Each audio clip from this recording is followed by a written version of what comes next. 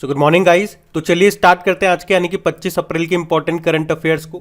देखिए हमारा पहला प्रश्न क्या है। अभी हाल ही में राष्ट्रीय पंचायती राज दिवस कब मनाया गया? तो आंसर होगा 24 अप्रैल को। तो याद रखेंगे पहले तो कि हर साल 24 अप्रैल को ये राष्ट्रीय पंचायती राज दिवस के रूप में मनाया जाता है। अब आपके मन में प्रश्न आएगा 24 अप्रैल को ही क्यों? क्योंकि 24 अप्रैल 1993 को ही 73वां संविधान संशोधन लागू हुआ था और इस बार का पंचायती राज दिवस का आयोजन कहाँ पे किया गया? जम्मू कश्मीर के पल्ली पंचायत में। और मैंने आपको बताया भी था इस आयोजन से पहले यहाँ के सभी घरों में सौर ऊर्जा उपलब्ध कराई गई है, इसीलिए ये भारत की कार्बन न्यूट्रल होने वाली पहली पंचायत बन गई है जो लोगों के लिए एक उदाहरण का रूप में काम करेगी। अच्छा बताओ, ग्राम पंचायत का गठन संविधान के किस अनुच्छेद में है? अनुच्छेद 40। और अगर प्रश्न पूछा जाए कि त्रिस्तरीय पंचायती राज व्यवस्था किस समिति की सिफारिश पर भारत में लागू की गई? तो आंसर होगा बलवंत राय मेहता समिति। और कब और कहां से शुरू होती है? राजस्थान के नागौर से। कब? 2 अक्टूबर 1959 को।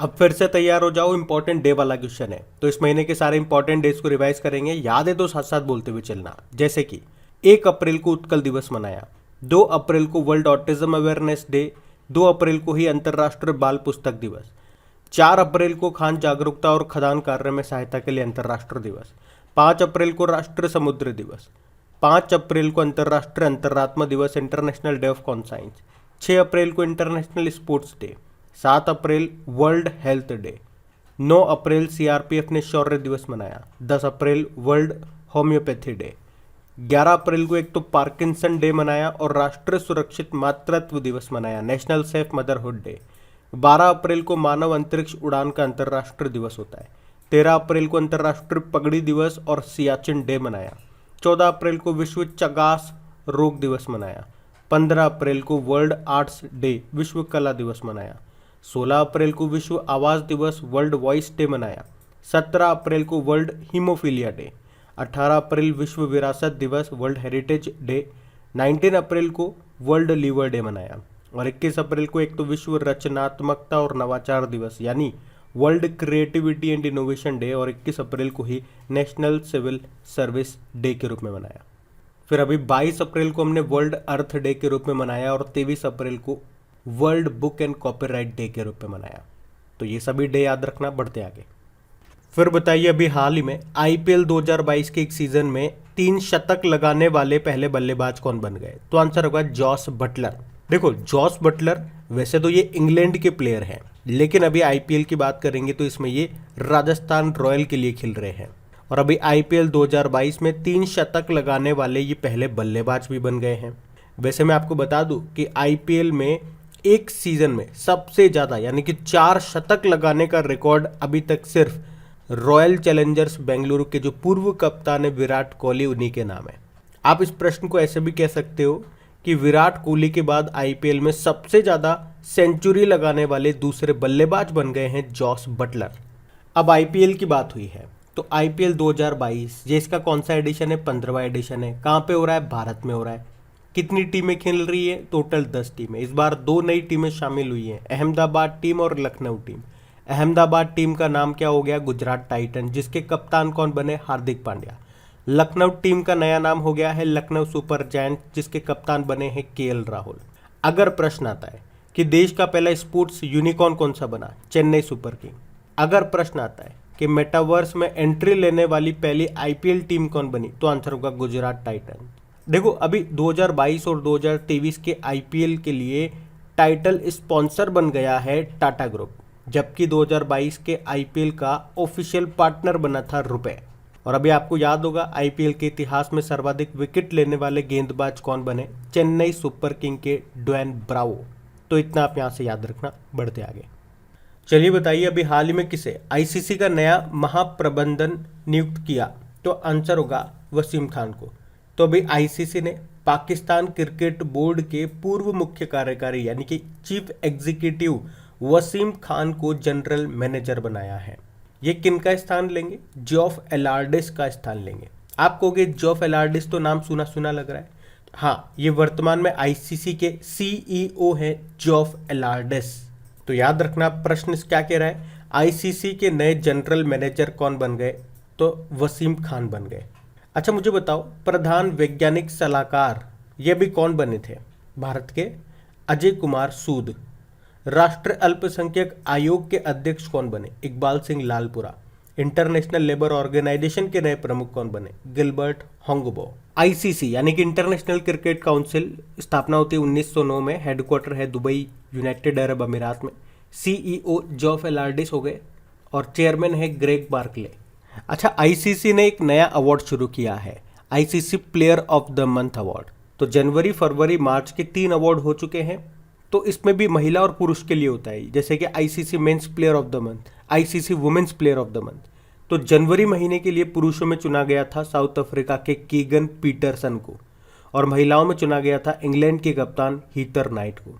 फरवरी महीने के लिए पुरुषों में श्रेयस अय्यर चुने गए और महिलाओं में न्यूजीलैंड के ऑलराउंडर अमेलिया चुनी गई। वहीं मार्च महीने में पाकिस्तान के बाबर आजम चुने गए और महिलाओं में ऑस्ट्रेलिया की रचेल हेंस चुनी गई। अच्छा बताओ, अभी ICC women's cricketer of the year किसे चुना गया? स्मृति मंधाना को। रचेल हेहो फ्लिंट अवार्ड भी मिला इनको। और ICC men's cricketer of the year किसे चुना गया? पाकिस्तान के शाहीन अफरीदी को। सर गारफील्ड सोबर्स ट्रॉफी भी मिली इनको। और आपको याद है आईसीसी T20 वर्ल्ड कप ये 2024 में कहाँ पे होगा? वेस्ट इंडीज और यूएस में। जबकि 2023 वाले आईसीसी मेंस वर्ल्ड कप होंगे भारत में। और 2022 में आईसीसी वुमेन्स वर्ल्ड कप हुआ था अभी न्यूजीलैंड में, उसको जीत लिया है ऑस्ट्रेलिया ने इंग्लैंड को हरा के। जबकि आईसीसी T20 वर्ल्ड कप ये अभी हुआ था यूनाइटेड अरब अमीरात और ओमान में, जिसको ऑस्ट्रेलिया ने जीता है। अभी अंडर 19 वर्ल्ड कप भी हुआ था जिसको भारत ने जीता, जिसके कप्तान है यश ढूल। और याद रखना 2023 में पहली बार अंडर 19 वुमेन्स वर्ल्ड कप होगा साउथ अफ्रीका में। तो ये सब याद रखना, बढ़ते आगे। चलिए बताइए, अभी हाल ही में भारत के बच्चों की स्थिति पर देश की पहली रिपोर्ट कौन तैयार करेगा? नीति आयोग। तो अभी नीति आयोग और यूनिसेफ इंडिया ये दोनों मिलकर के भारत में बच्चों की स्थिति पर एक रिपोर्ट जारी करेंगे, जो राज्य में स्वास्थ्य और पोषण, शिक्षा, पानी और स्वच्छता और घरेलू जीवन स्तर को समझने में मदद करेगी। नीति आयोग, कल भी हमने इसके बारे में पढ़ा था। आपको याद है योजना आयोग के जगह पे इसको लाया गया था सन 2015 में। तो इसकी स्थापना होती है 1 जनवरी 2015 को। फुल फॉर्म क्या होती है? National institute for transforming India. अध्यक्ष इसके प्रधानमंत्री होते हैं जो वर्तमान में नरेंद्र मोदी हैं, और उपाध्यक्ष अभी नए बन गए हैं इसके। अभी तक कौन थे? राजीव कुमार, इस्तीफा दे दिया उन्होंने तो। और अब बन गए हैं डॉक्टर सुमन के बेरी, ये नाम आपको याद रखना है। इसके याद रखना पहले उपाध्यक्ष कौन थे? अरविंद पनघड़िया थे। और ये जो डॉक्टर सुमन के बेरी हैं ये इसके तीसरे उपाध्यक्ष बने हैं। सीईओ वर्तमान में अमिताभ कांत है और पहले सीईओ थे सिंधु खुल्लर। आपको याद है अभी लेटेस्ट नीति आयोग ने राज्य ऊर्जा और जलवायु सूचकांक को जारी किया था, जिसमें बड़े राज्यों में गुजरात टॉप पे था, छोटे राज्यों में गोवा और यूनियन टेरिटरीज केंद्र शासित प्रदेशों में चंडीगढ़ टॉप पे था। अभी एक्सपोर्ट प्रिपेयर्डनेस इंडेक्स 2021, निर्यात तैयारी सूचकांक 2021 भी जारी किया था, जिसमें टॉप पे था गुजरात। यूनियन टेरिटरीज में दिल्ली टॉप पे रहा। तो ये सब याद रखना, बढ़ते आगे। चलिए बताइए, अभी हाल ही में किसे 2022 के लिए विश्व पुस्तक राजधानी के रूप में चुना गया?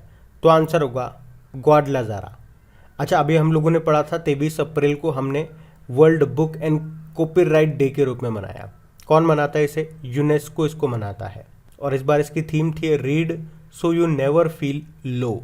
और यूनेस्को क्या है? हर साल विश्व पुस्तक राजधानी के रूप में चुनता है किसी न किसी शहर को।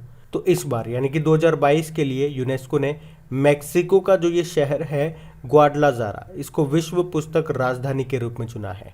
तो ये आपको याद रखना है, बढ़ते आगे। अच्छा बताइए, आयुष मार्क का उद्देश्य क्या है, जिसकी घोषणा अभी हाल ही में भारतीय प्रधानमंत्री ने की है?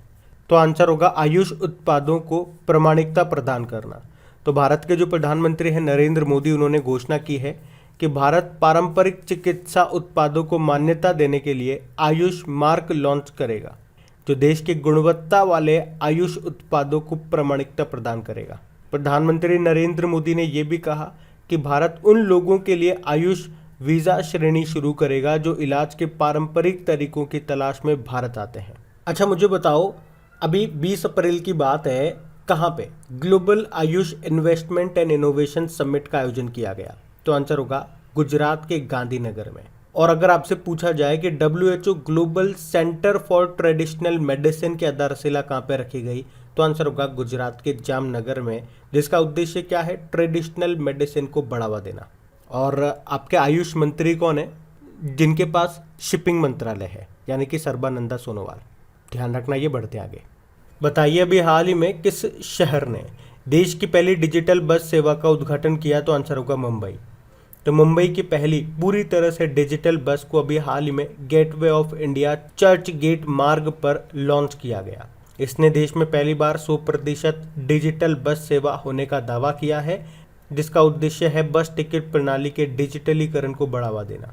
और बस में एक अद्वितीय टैप इन टैप आउट सुविधा है, जिसमें यात्री अपने स्मार्ट कार्ड का उपयोग करके या स्मार्टफोन पर इंस्टॉल किए गए चलो एप्लीकेशन का उपयोग करके टैप कर सकते हैं। अब बात महाराष्ट्र की है, तो ये रहा मैप में महाराष्ट्र। देखो कैपिटल इसकी मुंबई हो गई है। और हमने पढ़ा था अभी पहला अतुल्य भारत अंतर्राष्ट्रीय क्रूज सम्मेलन 2022 का आयोजन कहाँ पे हुआ, मुंबई में। अभी मुंबई और हैदराबाद को 2021 के लिए tree city of the world के रूप में चुना गया। उसके अलावा याद रखना 2050 तक शुद्ध शून्य कार्बन उत्सर्जन का लक्ष्य निर्धारित करने वाला पहला दक्षिण एशियाई शहर बना मुंबई। और 2023 में अंतर्राष्ट्रीय ओलंपिक समिति सत्र की मेजबानी की जाएगी मुंबई में। और भारत की पहली वाटर टैक्सी सेवा का उद्घाटन कहाँ पे किया गया, मुंबई में। और बुलेट ट्रेन ये चलेगी मुंबई से अहमदाबाद, जिसका पहला स्टेशन तैयार हो रहा है सूरत में। अभी महाराष्ट्र के लातूर में आपको याद है बाबा साहब अम्बेडकर जी की 70 फीट ऊंची स्टेच्यू बनाई गई, जिसे स्टेच्यू ऑफ नॉलेज कहा गया।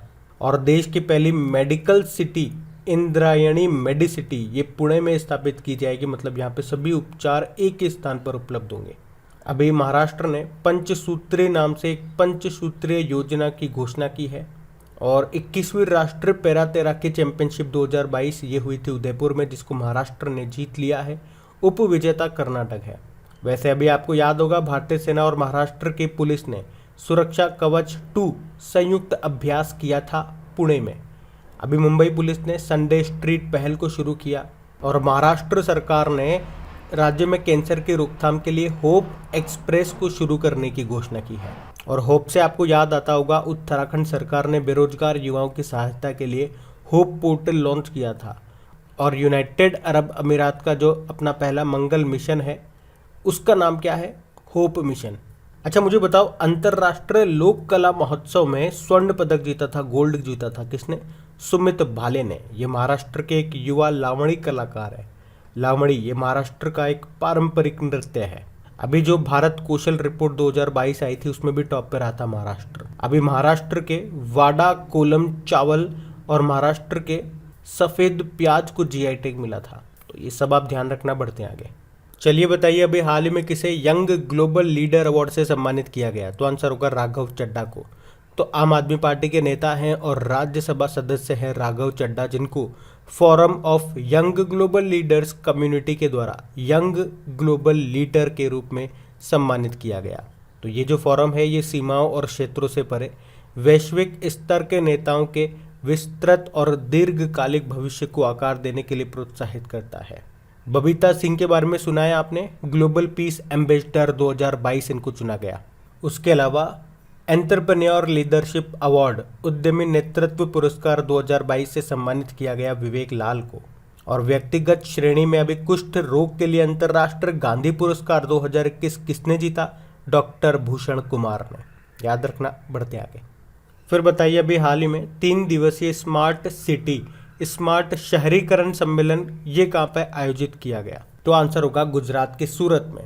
तो अभी गुजरात के सूरत में 3 दिवसीय स्मार्ट सिटी स्मार्ट शहरीकरण सम्मेलन ये आयोजित किया गया।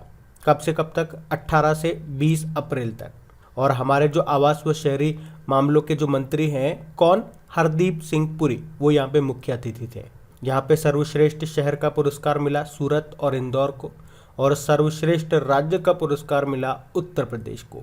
अब सूरत है गुजरात में, तो ये रहा मैप में गुजरात, जिसकी कैपिटल क्या है, गांधीनगर है, जो कि निर्वाचन क्षेत्र है अमित शाह का, जो कि गृह मंत्री भी हैं और सहकारिता मंत्री भी हैं। यहाँ के मुख्यमंत्री कौन है, भूपेंद्र पटेल हैं, और आचार्य देवव्रत गवर्नर हैं। अभी आपको बताया प्रधानमंत्री नरेंद्र मोदी जी ने हनुमान जी की 108 फीट ऊंची प्रतिमा का अनावरण यहीं पे किया था। कहाँ पे? गुजरात के मोरबी में। और यहीं पे अहमदाबाद में खेल महाकुंभ भी शुरू हुआ। और गुजरात से याद रखना, एक बर्ड सेंचुरी है खिजाड़िया बर्ड सेंचुरी, ये गुजरात की है। और अभी भकीरा वाइल्ड लाइफ सेंचुरी ये उत्तर प्रदेश की न्यूज़ में थी, क्योंकि अभी नए रामसर स्थल बने हैं, तो ये स्टैटिक में प्रश्न पूछा जा सकता है। उसके अलावा देश की पहली स्टील सड़क का निर्माण किया गया अभी गुजरात में ही, जो कि 1 किलोमीटर लंबा और 6 लेन चौड़ा है। और Vikram Sarabhai children innovation centre कहाँ पे स्थापित किया गया? गुजरात में। वैसे 2022 में डिफेंस एक्सपो अभी कहाँ पे होना था? मार्च में होना था गांधीनगर गुजरात में, लेकिन नहीं हो सका, अभी पोस्टपोन कर दिया इसको। और गुजरात की एक बैडमिंटन प्लेयर है तस्नीम मीर, इनका नाम भी याद रखना क्योंकि ये दुनिया की नंबर 1 जूनियर बैडमिंटन प्लेयर बन गई हैं, तो ये सब याद रखना। बढ़ते आगे। अच्छा बताइए, इमर्जिंग यूनिकॉर्न की संख्या के मामले में दुनिया में भारत कौन से स्थान पे है? तो आंसर होगा दूसरे स्थान पे आ गया। तो यहाँ पे बात कर रहे हैं यूनिकॉर्न बनने की और अग्रसर स्टार्टअप्स की संख्या के मामले में भारत दुनिया में दूसरे स्थान पे आ गया है। तो अगर आपसे ये पूछा जाए कि यूनिकॉर्न बनने की और अग्रसर स्टार्टअप्स की संख्या के मामले में भारत ने किस देश को पीछे छोड़ दिया, तो चाइना को। और टॉप पे कौन है? तो टॉप पे तो यूएसए है। और यूनिकॉर्न कंपनी किसे कहते हैं? उन कंपनी को कहा जाता है जिनकी वैल्यूएशन $1 अरब से ज़्यादा की हो, तो ये याद रखना। बढ़ते आगे। फिर बताइए, अभी हाल ही में किस राज्य ने अंतर्राष्ट्रीय डेटा केंद्र स्थापित करने के लिए NIXICSC के साथ समझौता किया? तो आंसर होगा त्रिपुरा।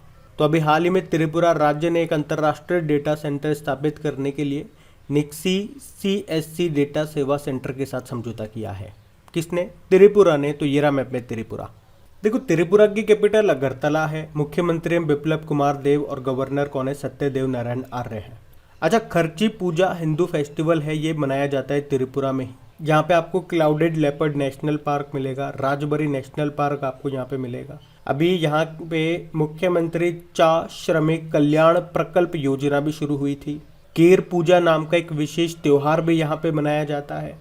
और त्रिपुरा ही वो राज्य है जो 3 ओर से बांग्लादेश से घिरा हुआ है। तो बात करेंगे कल के वीडियो में पूछे गए प्रश्न के उत्तर की। तो कल के वीडियो में आपसे पूछा था कि भारत सरकार के प्रधान वैज्ञानिक सलाहकार कौन बने, तो आंसर होगा अजय कुमार सूद। आप सभी ने प्रश्न का बिल्कुल सही उत्तर दिया है। और गाइस, सेशन अच्छा लगा है तो लाइक करके शेयर जरूर कीजिएगा प्लीज़। और मार्च के सभी मंथली वाले पार्ट अपलोड हो चुके हैं और इन सभी क्वेश्चन का क्विज बना करके अपलोड कर दिया गया आपकी करेक्ट एग्जाम एप्लीकेशन पे। वहीं पे आपको PDF भी मिल जाएगी। करेक्ट एग्जाम एप्लीकेशन का लिंक आपको मिलेगा नीचे डिस्क्रिप्शन बॉक्स में। अब ये रहा आज का आपका होमवर्क प्रश्न।